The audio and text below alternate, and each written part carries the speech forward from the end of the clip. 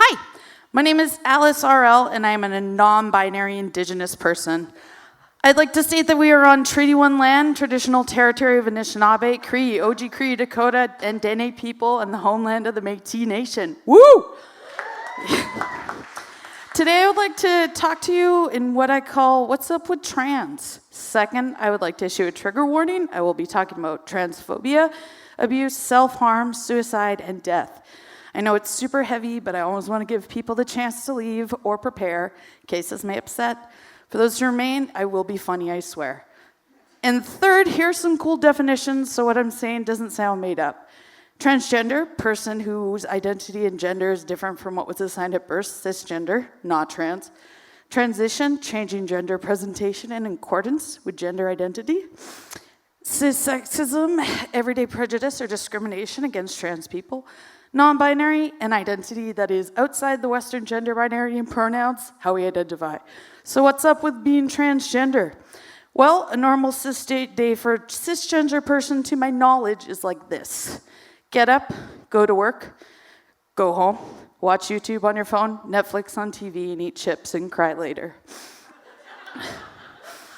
And as for a trans person, well, as you can see, life is very different. They're wearing a hat.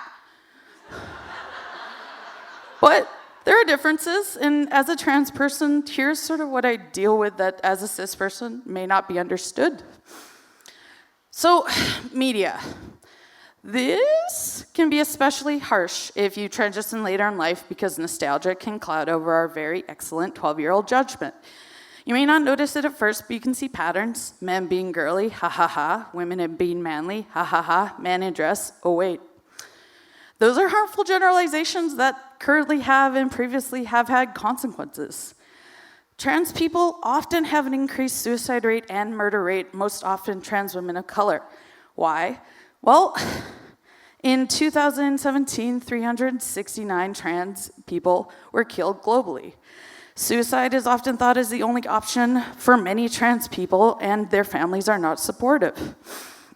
So first, with history, we gotta acknowledge that our binary system is a result of colonization. It's just a fact.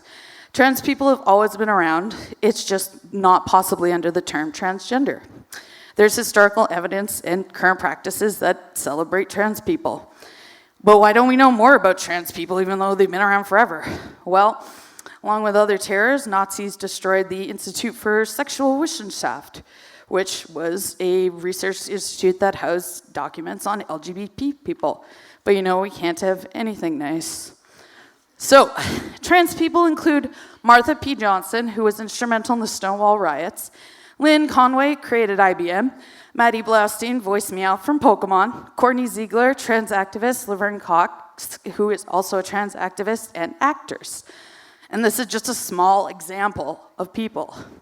So aside from families of trans people not accepting them, there are groups of people who would rather trans people just not exist or not be given the same rights as everyone else. It hurts to see someone you used to admire say, trans is just mentally ill. And it stings extra when it's from members of the LGBTQ. Yikes. Trans people have few resources and fewer that are covered. Not all trans people transition, and it's deeply personal. Not all can afford it, and it's not really easily available. The waiting list for testosterone in Winnipeg is at least 3 months, and that's for consultation. So, why do trans people exist or even want to exist when the world tries its hardest to be against them? Well, after living with mental health problems and deciding I was only going to be around till 25, I realized that people like me. People want me to be around, and people love me, and I'm valued. And so, I turned 30 yesterday, and that is 5 more years than I ever planned on living. Yeah. Being trans is incredibly personal. Reasons can be varied or similar. It was the way I was seen by society and parts of my body. There was an extreme disconnection with what I've been told I was and what I was. I was not a woman or a girl or female. I was not a man, a boy, or a male. I started binding when I was 23, and on December 8th, 2015, I had my top surgery. I woke up excitedly explaining to the nurse how big a deal this was. Prior to this, not being able to know what I could be was painful. Figuring out you are allowed to be that and that you can be that, there's so much freedom, but also doubt. And faking it, maybe I'm even more mentally ill than I thought, but those are the talking points of people who already hate trans people. And I don't hate trans people. So why did I want to talk about this? Well, 50% of trans men, 29.9% of trans women, 41.8% of non-binary people attempt suicide. I'm one of them. But I want people to know that we are literal human beings who deserve support and understanding. And I'm finally aware and happy with the person I am and want to share. I want to be someone other trans people can look to for comfort and support, and for cis people who can learn from. And for those who still believe this is a phase or are mentally ill, and for everyone else, though, I will leave you with a quote that sums up quite a lot of how I feel. So, I don't need you to respect me, I respect me. I don't need you to love me, I love me. But I want you to know you could know me if you change your mind. And if you want to help out the trans community, organizations like Rainbow Resource Center and Clinic always accept donations. Another way to help is to support trans creators.